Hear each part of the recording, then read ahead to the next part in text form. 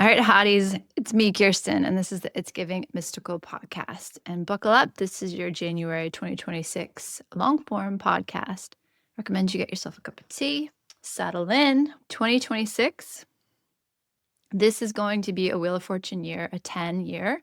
And you're going to hear a lot of people talk about this. You're going to hear a lot of people talking about the coming Lunar New Year, the fire horse, the moving from the wood snake to the fire horse, moving from the 9 to the 10, moving from 25 to 26, and it should feel good. The movement from the 9 is a year of deep contraction, healing, shedding, consolidation, like reworking what you thought you knew, trying to figure out who you are now in this new, hopefully healthier, more whole, more integral place. What do I want now? Now that I'm not letting my wounds run the show, now that I've learned what I've learned, who do I want to be in this year ahead?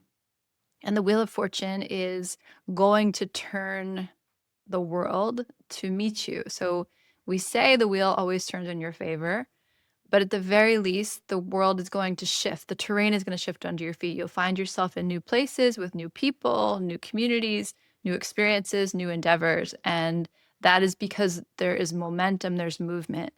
If the 9 year was a year of contraction, the 10 year is a year of expansion.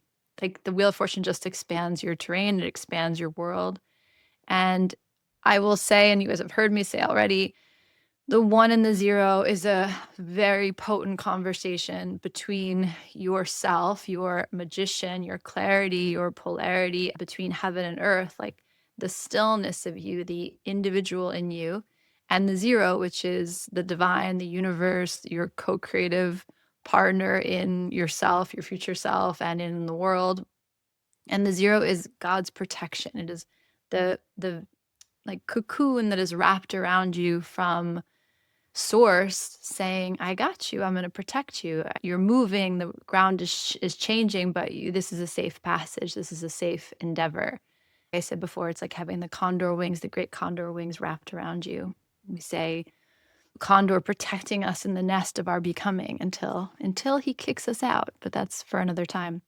So we're talking about the 1, the clarity, the 0, the movement, the Ouroboros, the nothing really is beginning or ending. The 1 is I want to begin, like I want to be recognized as an individual. I want to be recognized in my power. I want to work my power. I want to move the world according to my will. There's this intimate conversation between you and you around what can I do with what I have. And the 0 is this idea of being protected in that, being adored in that desire, like that unconditional love from the universe, being like, look at you, you little human with all your big dreams and plans. Like, I just can't wait to support you. I love you so much. So it's a really beautiful conversation. I would imagine in a 10 year, in a Wheel of Fortune year, you're going to see your world, like I said, expand and shift. And the only real challenge with this energy, it has a Jupiter kind of energy to it, which is normally the great benefic. Jupiter has beautiful, lucky, blessing, expansive energy. But the 10 and Jupiter, the like shadow aspects of it, are that it's too much too fast. So the pace of things, especially once we move into mid-February and we go into that fire horse terrain, the pace of things is going to pick up pretty substantially. I would imagine these next 6 weeks, this first part of the year, there's the wood snake is going to drag on the wheel of destiny a little bit, just drag on the wheel a little bit. So you might not quite pick up momentum till mid-February.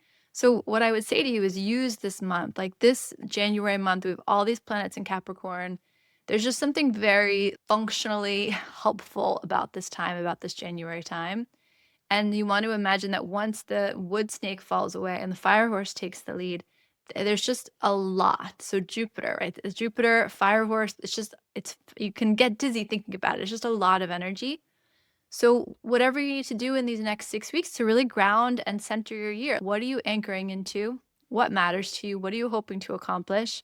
And not from a resolution standpoint, although that's helpful if you like those, more from a, what am I devoted to? What matters to me? Where's my eye? Where's the North Star? What's the thing I'm going to stay focused on?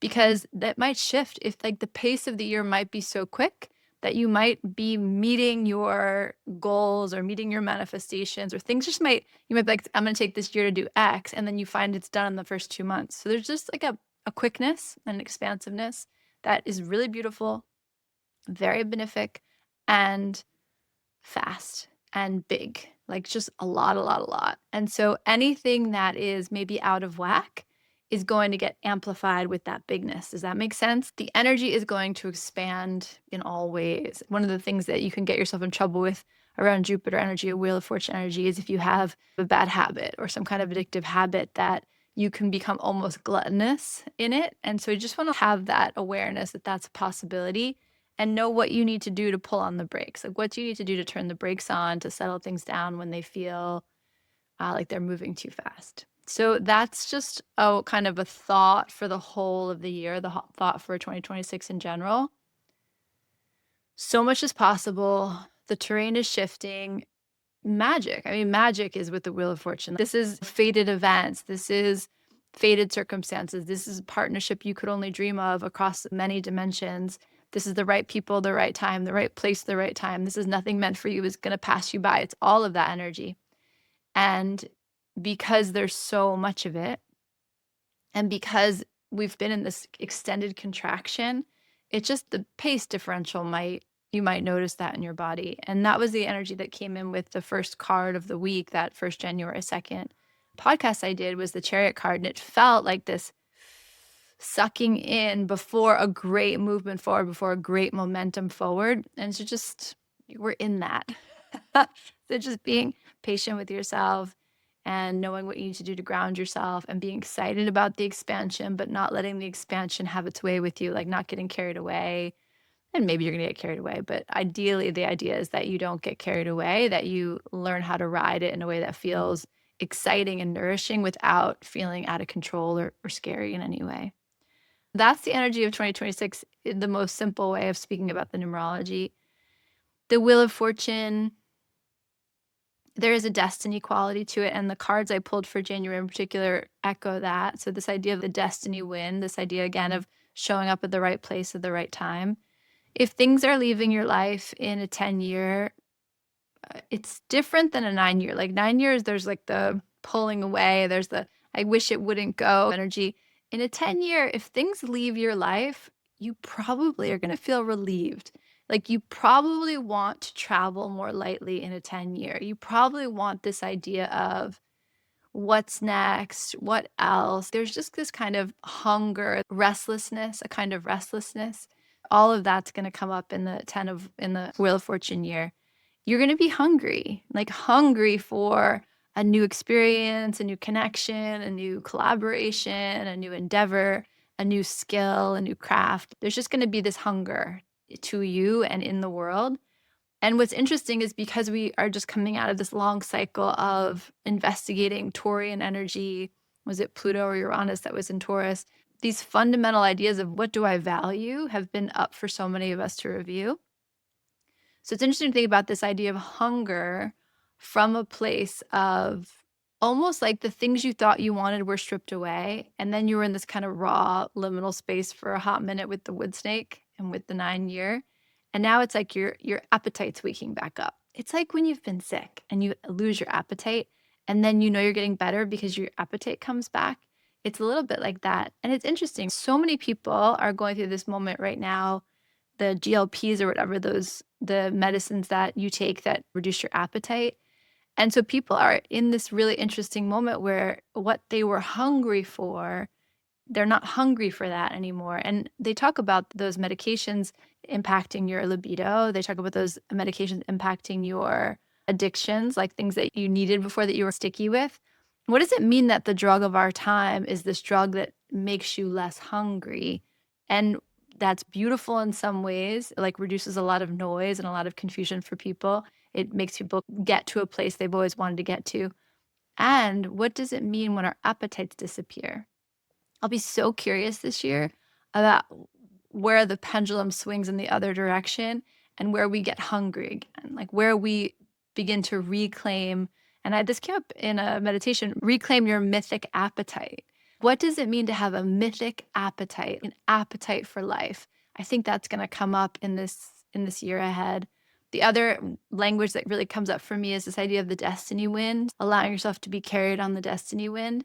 A real appreciation this year for what comes without your effort, what comes into your space just because it's ripe and ready. And I was speaking with a girlfriend earlier today, this idea of you work at something, work at something, work at something, but sometimes you have to show up and stay devoted and stay in the movement because you know it's right. You have to sit there longer than you want to before it's ripe and ready, before the movement comes. And I'm telling you, I just kept feeling that when we were talking about the Chariot energy, this like pulling in and this great burst of movement forward. Everything's going to be nested differently. So if everything we talked about last year was nested in this idea of the Hermit, the 9, everything this year is going to be nested in terms of the Wheel of Fortune. So if it was nested in this idea of what am I pulling away from? What am I learning? What do I value? What do I carry when I move lightly through the world? What are the necessities here on the path? And now there's this idea of, okay, we're going to nest into what opportunities are coming. Where am I getting excited? What am I meeting? Where's my mythic appetite? The sense of the horizon line, and what might be coming into shape in my life, and how might the terrain be shifting, and how might I find myself in quite a different place. We covered some ground in the 9 year. We're going to cover a more material, more actual ground in the 10 year. So that'll be interesting to see how that shows up. Okay, so brings us to January. It brings us to January. The Magician is always the card of January. So the Magician is the first card in the Major Arcana, and it's always with us in January.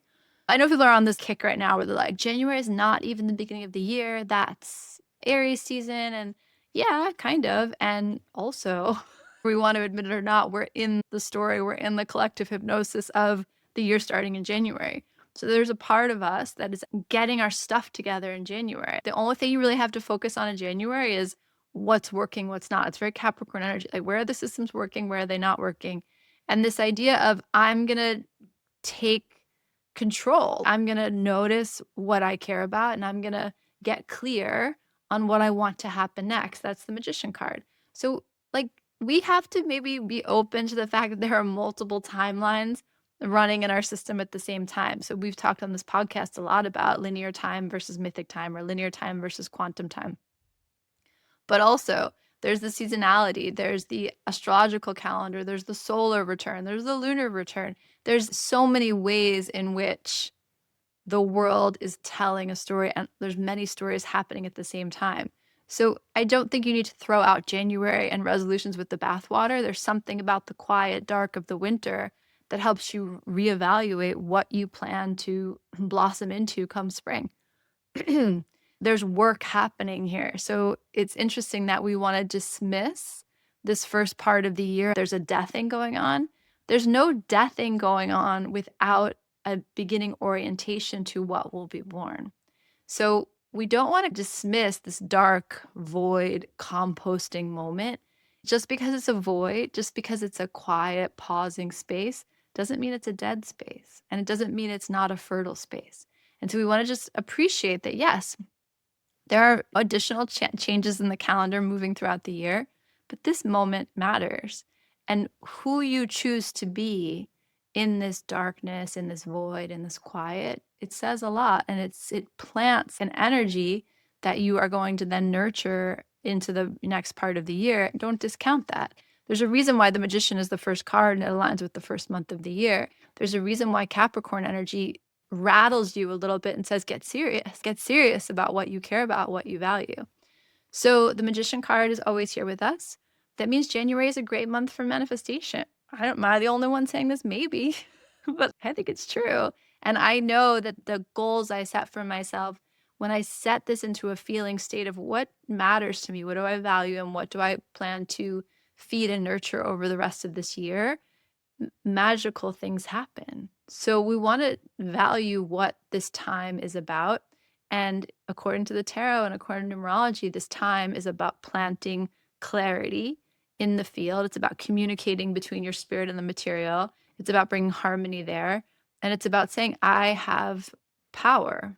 Again, I'm a simple human, and yet I am God in drag.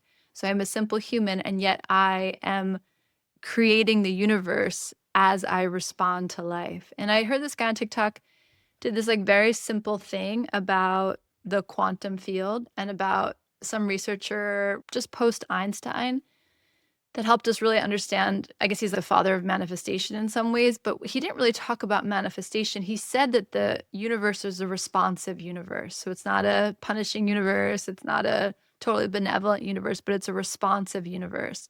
And the first thing it's responding to is your identity. And there's 3 layers of what it's responding to, but it's responding to the story you're telling. So the story you're telling about yourself, about the world, about what you're capable of, about what you're not capable of, what you have to do, what you get to do, that whole story is a song you are singing out to the universe, and the universe is a responsive universe. So it's going to reflect that back to you, probably add to it, probably challenge it and question it, but it's going to create the world that you expect to see in front of you. And so that alone should say to you, get serious about the story you're telling. Get serious about the song you're singing and how you might want to edit it or change some notes or change some words or expand it into something new so that you can then maybe experience a more expansive world, a different world, a more loving world, a better world for yourself and for everyone involved. Okay. Magician energy. And then we have the Justice card, which is number 11. So the 10 of the Wheel of Fortune plus the 1 of the Magician brings us to the Justice card.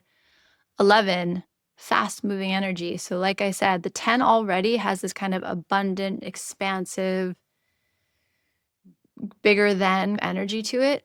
And the 11 is swift movement. It's like moving faster than you expected. It's greasing the rails a little bit. So you're already headed in a direction. When the Justice card comes up, it's going to just give you a little bit more wind at your back. It's going to grease the rails a little bit. Like I said in that first podcast, it's going to sweeten the pot a little bit. It's going to move you a little faster with a little more momentum. I just want you to take a second and look at these 2 cards together. These are very upright cards. So these are not cards of confusion. They're not cards of circling around the issue. They're not cards of malleability. The Magician is I am, and the Justice is I serve or I love or I correct. And so there's a lot happening here. This is not a soft energy, and it's not like a malleable energy. It's to be impacted, but it's also has a force to it. It has a momentum and a power to it, and like a verticality, a linear, and not linear like linear time, linear like single-minded focus. There's something that wants to get worked out this month, and everyone's pretty clear about what that is. So like you're pretty clear about what that is. The universe is pretty clear about what that is. The higher self is pretty clear about what that is. The collective is pretty clear about what that is. So there's something that wants to get resolved or manifested or moved towards, and it's happening in a way that where there's just not a lot of confusion. It doesn't feel confusing at all. The Magician and the Justice card together, one of the things that I get from these 2 cards together is this sense of and more. So the sense of there's this in my life and more. There's this for me and you. There's this and this. There's something about the energetics of yes and. So we know that from Improv 101. In improv, you never say no. You always say yes and. You're building on what exists. You're building on the goodness, the cleverness, the fun that's already in play. It comes back to the same analogy I keep getting. You're all in. There's something you have pushed all your chips to the center, and the universe is saying yes and. The universe is sweetening the pot. The universe is greasing the rails. So I'm just going to be curious about how much ground you cover in the month ahead. The idea here is that it's me, so my manifestation, what I want to create, but I'm also thinking about you, but I'm also thinking about my community, but I'm also thinking about the impact. It's actually quite beautiful because it's pleasure and satisfaction and power, but also inclusivity, also expansiveness, also wrapping my arms around you and saying, I really want this and I want it for you. I really hope to go to this place. Do you want to come? There's just something about the yes and, not just for me to get and achieve and have, but for me to have and also share and also give to you. So something really lovely about it comes back to that Jupiter expansiveness, that wheel of fortune. I want so many beautiful things, and I want them for you as well. There's just like this really lovely quality, this something about the manifestation, the desire, the willpower of the magician brought into context of something larger than itself.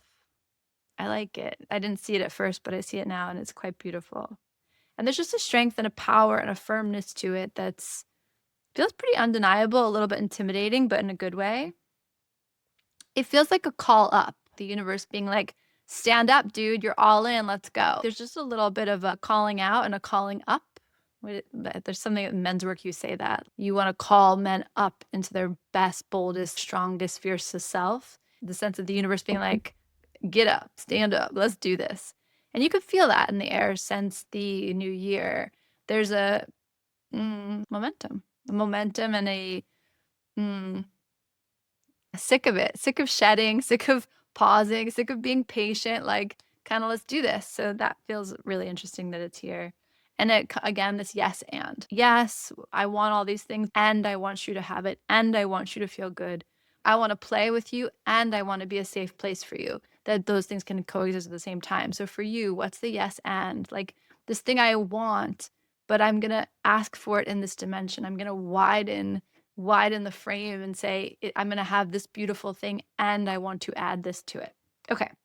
And then the other cards I got, it was such a beautiful pull. And there was a lot of red and pink in the cards. So just the sense of passion. So we have Echinacea, Destiny. Then we have the Martyr card.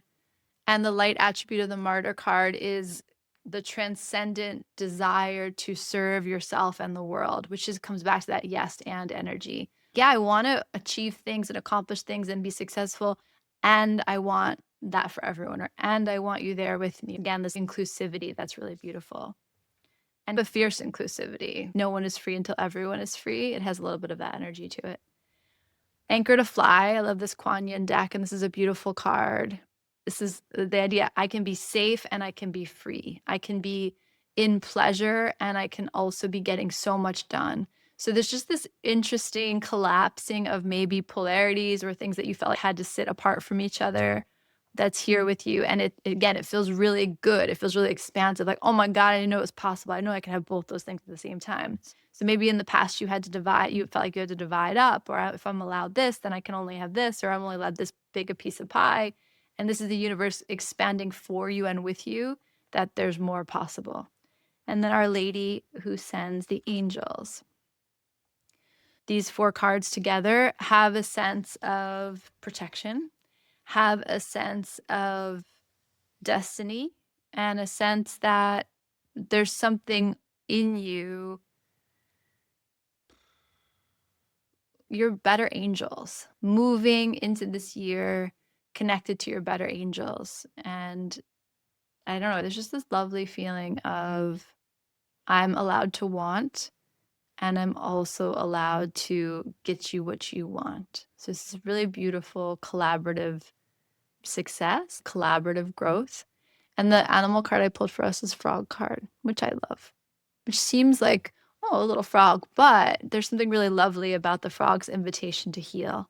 And so together, if you put all these things together, you just get the sense that, coming back to what I said in the beginning, what we value, learning how to reclaim our mythic appetite. So to value something because I value it, but I value it not just for the impact it has on me, but for the impact it has on you. And we've just, for so long, avoided reckoning with the impact of our desires. And you could say that in so many different ways. And there's something about right living, like getting in alignment with, I can have what I want, I can achieve and attain what I value, and it can be good for you too. Like you can be okay too. You can also have what you want. The beautiful confrontation of scarcity mindset. And I feel like you're going to see it in action. This idea of I can have both and. Yes and. Yes and, universe. Sweeten the pot. Okay. That's cool energy. Let's check back in at the end of January and see how that all lands. So what would your advice be in this month ahead? Ask for what you want and go after what you want and believe that you're allowed to have what you want. And also keep in mind the impact. Keep in mind who's coming with you, who are you going to bring with you on this journey. There actually can be a little bit of a wound around feeling like you have to do this by yourself, and something about that gets called up for consideration. So it could be that you're anchoring into spirit. It could be that you're anchoring into another person. It could be that you're asking for help from your angels. It could be asking for help from real people in your community. But I like this confrontation of the idea that we have to do it alone, because it feels like maybe we're learning that we can build something more beautiful together than we can build on our own. I think it's been a lonely year for a lot of people. And I find myself surrounded by so many good people and so much love. Like, I was thinking, I came back from town and I went to yoga and I had tea with a friend, and I literally saw 5 women that I adore. Like, I saw 5 women that inspire me, that I am curious about their lives, that I think they're badass. My community is so rich, and I have so much love in my home, and it still was a lonely year. It was still a hard year. And so I just think that's okay. And then, so what do I want to do with that energy? If I have a sense of loneliness, what would ease that? Or what is the medicine for that? Or what is the opportunity there? And I feel that here. Like, the Magician and the Justice are so beautiful and so aligned and so powerful, but there's something about maybe they need to hang out more. Maybe they should spend a little time giggling and relaxing together too. Okay, that's what I got for you for the numerology and the tarot for January. Let's hold, please, and I will pull some cards for everybody. Okay, so first off, let's just say that underneath both these decks is the Ten of Swords and the Phoenix. The Ten of Swords is you're done. Phoenix is rising from the ashes. And the Ten of Swords reverse is like the Phoenix. So, hey, whatever's happening for you this month is a whole new you. I just wanted to sing. I don't sing, but just wanted to sing A Whole New World by Aladdin. That's the way it feels, like a whole new world. So whatever is going on, wherever you find yourself, you are not the same. The world is not the same. And maybe it's a good reminder to meet everything as much as we can with fresh eyes, as much as we can have a beginner mindset approaching all things. What might happen? If you imagine that you are safe, if you imagine that you are a safe place for yourself, that you're going to take good care of yourself, the world becomes a much less unsafe place, because you know that you're trustable. You know that you're happy, healthy, clear, and you know when to say no and you know when to say yes. So you know when to say not yet. You know when to go a little closer. You know when to move a little further away. So many, many, many of us have done that over this past year. We've become a safe place for ourselves. So there's something about the burning it all down in 2025, because it was a crazy year and now you're not there anymore. So don't take it with you. Don't carry any of the residue with you. Try to really see this month, this year, as a fresh start. All right, Capricorn, you got the Sun and Snake energy. So the Sun is beautiful, right? It's like happiness. It's the happiest card in the deck. It's joy, it's play, it's freedom, it's ease. And the Snake, weird, freaking wood snake, we cannot escape it. The Snake is rebirth, it's transformation, it's staying close to the earth, it's feeling your belly on the ground, it's the physical environment. When I look at these two cards together, it says be good to yourself, Capricorn. There might be an instinct this month to seek validation for your light from other people. So, like, do you see me? Am I shiny? Am I pretty? Do you like me? And there's something about the Snake energy coming in to clarify the Sun that says to me, like, be your own warmth. It doesn't mean you don't share it. It doesn't mean you don't get to have beautiful validation, but just keep reminding yourself, like, am I pouring it all out there? Am I all the way out there? Or is there a part of me that's also kind of stoking my own fire, stoking my own warmth, like being my own, best lover? So there's something here about the lesson. It feels less like it's all going to be so fun and more like there's a little bit of a lesson of, right, I want to be the warm golden light that pours over everyone I love. And have I poured that over myself first? Something about the way the Snake card is showing up feels like it's a bounding of your own energy and a reminder that, like, you are the fun, you are the light, you are the power. And maybe there's some desire to kind of pour that back into yourself, to turn that your own light back into yourself. So it's kind of an interesting message to come through, Capricorn. Yeah, let yourself bathe in your own light a little bit before you split out and share it out with the whole world. Aquarius, Queen of Pentacles and Crocodile. I feel like you guys had Queen of Pentacles recently. But Queen of Pentacles, so Aquarius, not your vibe. You're like Queen of Swords or Queen of Wands maybe, but you usually have more of a kind of like a momentum about you. This is a little bit still unstable. And Crocodile is ancient wisdom. There's something ancient about the crocodile energy. So Aquarius, what this says to me about your month is that it feels quiet, first of all. It's like the first thing I'll say. But quiet in a way that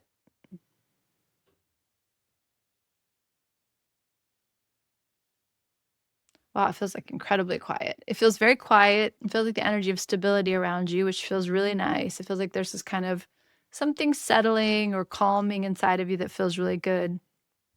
The crocodile, normally I would say, yeah, like this ancient wisdom, it feels more like a whisper of something ancient calling you forward.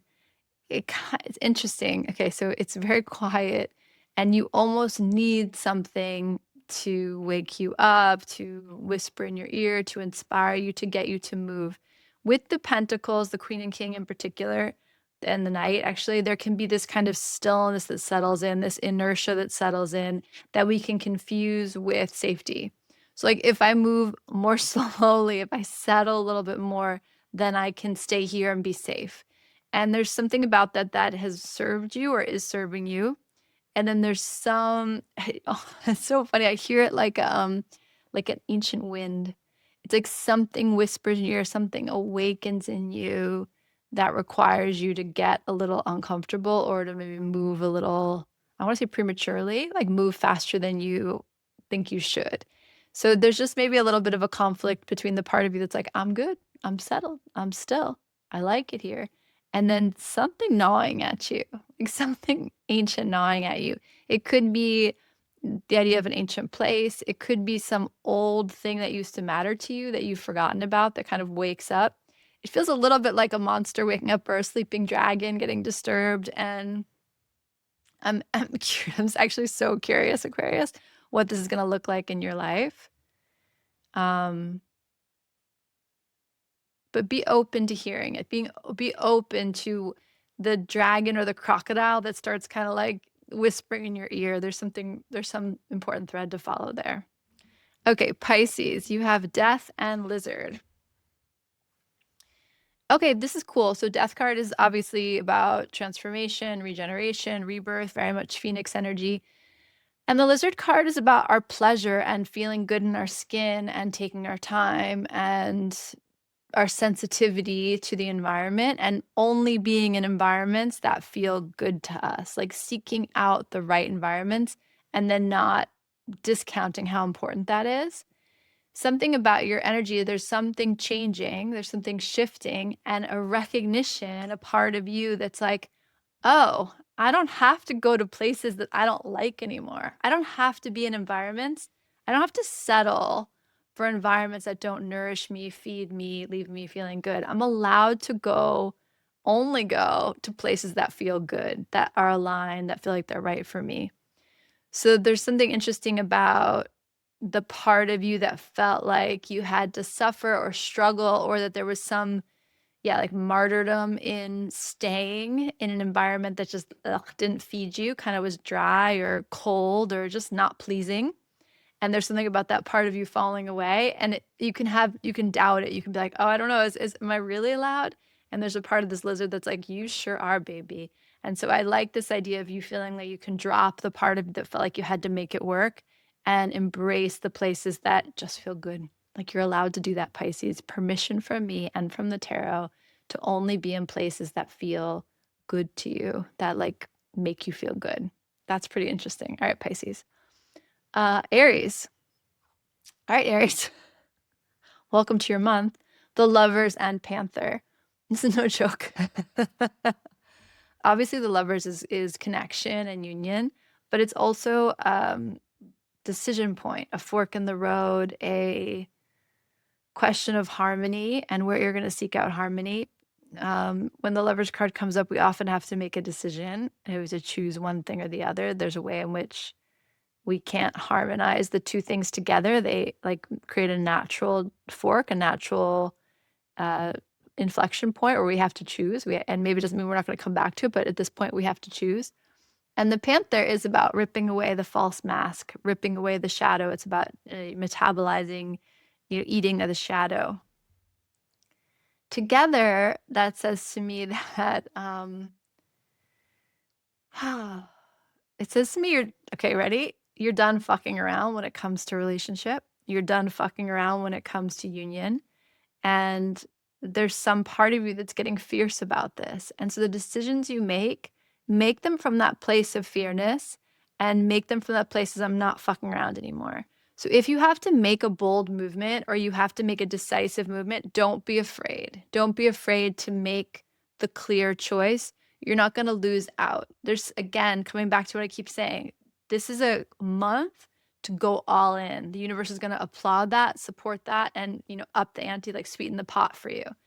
So if you find yourself at a crossroads or if you feel yourself having a conversation around union, trust like the fierce instinct in you over the need to make it nice, the need to make it pretty, the need for it to look good. There's something fierce and clear coming up for you in this realm of union, harmony, decision-making, inflection points, and you will be applauded and awarded for choosing like what aligns with your fierce heart over any other parameters. I heard it again, like I'm done fucking around. So, okay, Aries, nobody doubts you, King, Queen, nobody doubts you. All right, so that's cool for Aries. For Taurus, you have the frog like everyone else does for this month. So that's a double reminder to go easy on yourself. The same way that Pisces is being invited to only be in environments and spaces that nourish them, you are being invited to only be in environments and places where you are being restored, where you're being poured back into. And you have that card with the 7 of Wands. So the same way that Aries is like, no more fucking around. This is like fierce protection of your healing space, of your boundaries, of your nourishment. You want to think about the frog as having incredibly porous skin. And I think Kim Krantz, when she talks about this card, she talks about this idea of the frog needing to like absorb the moisture from the environment. And the 7 of Wands is about creating a safe space for ourselves, protecting our right to be, speaking up for ourselves. So there's something about it you can feel, I mean, it looks like he's going to hurt him, which we don't want that. But there's a sense of him protecting the space for the frog to get the nourishment that they need. So don't be afraid to take up more room for your healing than other people might like. Like there's a sense of you need what you need. And by now, Taurus, you know what you need on some level, or whatever your area of life pings for you in this. And so don't be afraid to say that out loud, to declare that and to stand up for that. You just might need a little bit more this month, Taurus. And think about it, feels like you just might need a little bit more. And I'm going to leave it as loose as that. And you have a right to it. And the frog energy would say like, that's right on time. There's kind of an absorption of a little bit more than you need for good reason. So we might not know what the reason is yet, but there's a good reason for it. Gemini. This is such a Gemini mix. I don't even know what to say about it. Okay, 2 of Swords and the Fish. So the 2 of Swords is Horns of a Dilemma, having to make a decision. It's thinking about both sides of a challenge or a question or wherever you are, whatever you're kind of up against. And the Fish is like a total lack of boundaries, swimming with the current, not knowing, what's up and what's down. So there's a lot of fluidity for you this month, Gemini, a lot of movement.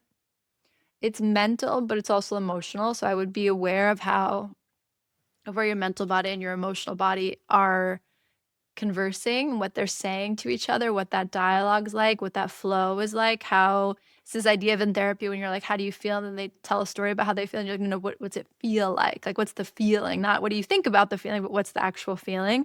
There's something, Gemini, about you navigating that like bifurcation and then understanding how to maybe make those two things come together.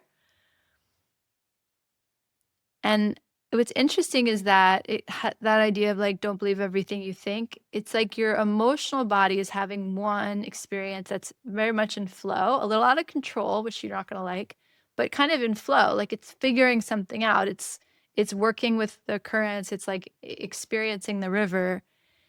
And then your mind is like, yeah, but what should I do? And so maybe the permission this month is just to explore the river and trust the current, like trust where it's taking you and don't overthink it. Gemini, Cancer. Cancer, you win. Ace of Cups and Swan is a beautiful combination. Ace of Cups is falling in love. It's your heart. It's overflowing. It's so much love. I want to share it. It's something precious I want to keep close. And the Swan is beauty. So falling in love with beauty, falling in love with the beauty of another person, falling in love with the beauty of a place, falling in love with the beauty of yourself. There's something just incredibly heart-opening, heart-expansive about it, and just lovely. So I don't know what this means for you, Cancer, but this is a month for you to make beautiful art, if that's your thing, to write beautiful poetry, to write like love letters to yourself or to other people. It's an incredibly inspired energy and heart-based inspiration. So I get to keep it simple because it's just a really beautiful combination. I couldn't even think of something to say to like be like, think about this or watch this, because these two cards together is like, why are we here? We're like here to make love and make art, and that's what these two cards are about. So enjoy that, Cancer. And maybe there's something about this full moon that's activating something very tender inside of you that then comes to this place of exploration or release. It's really lovely. Kind of jelly, Cancer. All right, so Cancer and then Leo. Okay, little Leo. King or Knight of Swords and Firefly. That's fast energy. You're gonna like that. Similar to Capricorn, though, the way it was like the sun and the snake, and how it might at first look like, oh, you should shine for everyone, and then it's like, but are you shining for yourself? There's something here about inspiration and desire to move on that inspiration and to share that inspiration and just watch recklessness. That's like the best way I would say it. And don't burn out. The Firefly and the Knight of Swords both have the energy of burnout. They both like shine really bright, and then but they don't last very long. Like the Knight of Swords is a great burst of energy, but then he fades. And the Firefly is a great burst of light, but then it fades. So that alone might mean something to you, this kind of like burst and then extinction burst. I know it's like a weird phrase, but that is coming into mind. So it's like this kind of like, don't burn yourself out. Like you burn too bright and then you fall back, or you rush in and then you fall back. There's something about modulation, and there's also something about enjoying those bursts. Like maybe you're actually going to be fueled by kind of the polarity of that. Like there's gonna be moments this month where you're like wide open, all in, and there's gonna be moments where you have to draw all the way back. There's something about that back and forth that, again, may feel overwhelming, may feel really good, may be inspiring, may just feel true for you. But yeah, the only thing I would say is like just watch the potential for burnout this month. And then Leo, who comes after you? Virgo. You have the Knight of Wands and the Buffalo.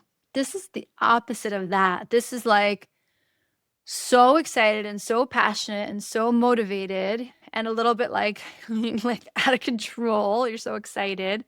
But having this buffalo energy makes it more grounded.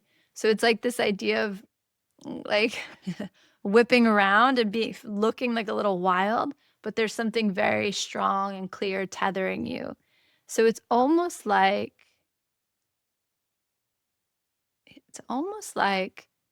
learning to hold more power, more energy, more movement, and being just kind of goofy about it.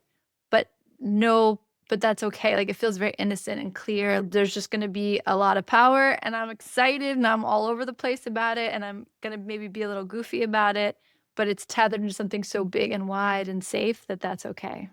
That's kind of cool, Virgo. What did I say about that? Like, trust the messiness a little bit. Trust yourself with messiness. Trust yourself with going a little overboard, getting a little excited, being a little goofy. And there's something actually really quite charming about it. So I hope you can do that. That feels good, Virgo. Libra, Judgment and the Oyster.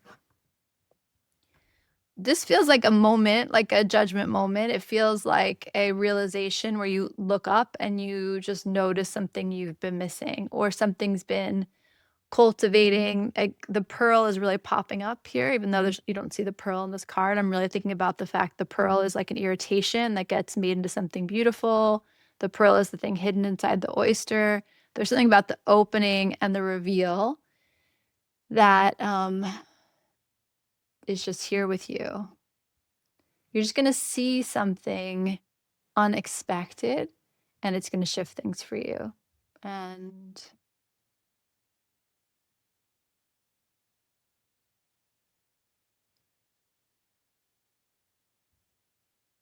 yeah, there's some reveal in it for you, Libra.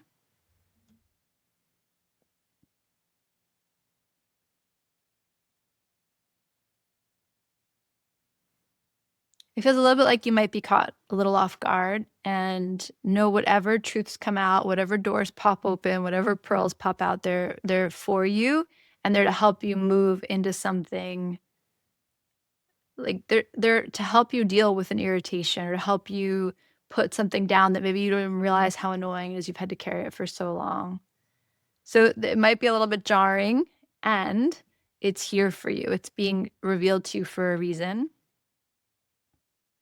There's a treasure in it, but it might be a little bit like, what? And then it takes you a minute for you to realize that it's a treasure. Scorpio, you have the Four of Cups and the Deer.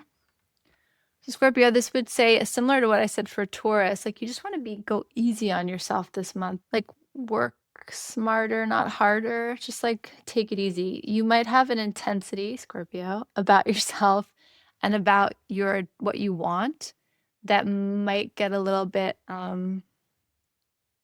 like graspy or like tight or like frustrated. Frustrated would be the word. And you want to just bring gentleness to it. You want to bring that you're protected. There's something here about noticing. There's something here about listening and observing more than you're speaking or outputting. So there's something here about not hypervigilance, but getting quiet so that you can hear more clearly. Like just, you know how a deer, like when they're in the woods, they're kind of listening and they listen for a long time. And I just imagine they're listening to many layers of what's happening. There's something about that. You might be kind of frozen in one layer of perception. And the invitation here is to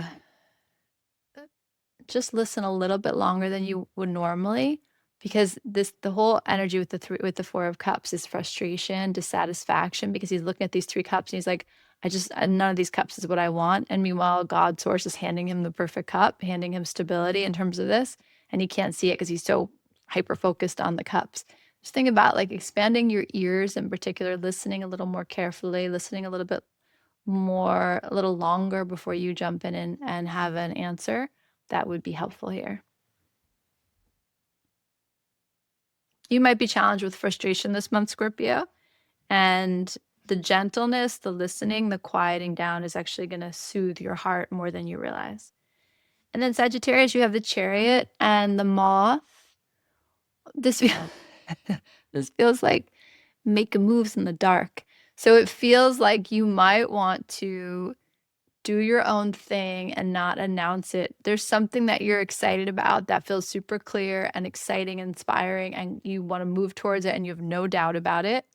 And the Moth is like, but you could just do it at night in a nonlinear way and no one needs to know. So not to be secretive, but to move with a sense of cloaking your energy. So this is solar energy and this is like nighttime energy. And so the solar momentum, but kind of moving at night. It like feels like Not that you don't want to be surveilled or seen, but that this is something for you to experience right now. And no one needs to know every detail of how you bopped around and found what you were looking for. There's something about the contrast between that, like, I know what I want, and then this kind of like meandering way of getting there, and that should happen. That's yours. That's yours to experience. You don't need to take everyone on the journey with you. I don't know why it feels like, yes, you know where you're going, but could you travel there at night until you get there? There's something, I don't know, I feel a sense of wanting to protect you from judgment or from outside eyes. There feels like this kind of need for you to do this in a way that feels um just protected, like cloaked. That's the word that I would use. All right, gang, this is a doozy. Hopefully it was helpful, and sending you so much love. This month should be quite satisfying, quite like a building month. It should be a month where more comes into the field, and there's a collaborative quality to it and a creative quality to it. And again, don't sleep on these dark months. Like, don't sleep on these months because it's dark, nothing's happening. Things are happening, things are always happening. And this idea of the void being a fertile place is something to meditate on and have with you. And here we go into the Wheel of Fortune years. May it be more fun than last year. May it be more something we do together instead of feeling like we're all doing it on our own. And maybe we take it all a little less seriously and know that everything's always shuffling, everything's always in its becoming as we are. And you know what might happen next in the most beautiful, beautiful generative way. All right, friends. Talk to you later. Bye.